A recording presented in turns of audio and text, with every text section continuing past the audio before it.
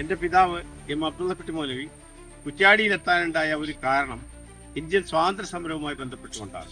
1921 കുണ്ടോട്ടിയിൽ വെച്ച് ബ്രിട്ടീഷ് വിരുദ്ധ പ്രഭാഷണം നടത്തിയതിന്റെ പേരിൽ ബ്രിട്ടീഷ് ഗവൺമെന്റ് വടക്കേ മലബാറിലേക്ക് നാടുകടത്തുകയും അങ്ങനെ വളപട്ടണത്ത് എത്തിച്ചേരുകയും ചെയ്തു.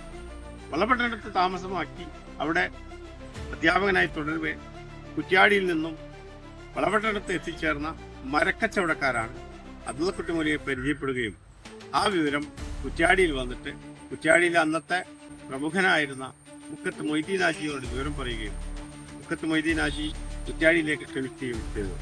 1925 കുറ്റ്യാടിയിൽ എത്തിച്ചേർന്നതിന് ശേഷം MIUP സ്കൂൾ സ്ഥാപിക്കുകയും 1927 മുതൽ അതിന്റെ പ്രധാന അധ്യാപകനായി തുടരുകയും ചെയ്തു. പിന്നീട് 1956 കുറ്റ്യാടി ഇസ്ലാമിക കോളേജ് സ്ഥാപിക്കുകയും ആ സ്ഥാപനത്തിന്റെ പ്രഥമ പ്രിൻസിപ്പളായി ദീർഘകാലം തുടരുകയും ചെയ്തു. 1934 കുറ്റ്യാടിയിലുണ്ടായ ഇന്ത്യൻ നാഷണൽ കോൺഗ്രസിന്റെ പ്രസിഡന്റ് അബ്ദുള്ളക്കുട്ടി മൗലവിയും സെക്രട്ടറി കുഞ്ഞിക്കണ്ണക്കുറുപ്പ് മാഷുമായിരുന്നു. അതിനുശേഷം 1964 കേരളത്തിൽ നടന്ന ആദ്യത്തെ പഞ്ചായത്ത് തെരഞ്ഞെടുപ്പിൽ കങ്ങലോത്ത് പഞ്ചായത്തിന്റെ പ്രഥമ പ്രസിഡന്റായി അബ്ദുള്ളക്കുട്ടി മൗലവി തെരഞ്ഞെടുക്കപ്പെടുകയാണ്. 1972 അദ്ദേഹം ഈ ലോകത്തോട് വിട പറഞ്ഞു. എല്ലാവർക്കും സ്വാതന്ത്ര്യ ദിനാശംസകൾ നേരുന്നു.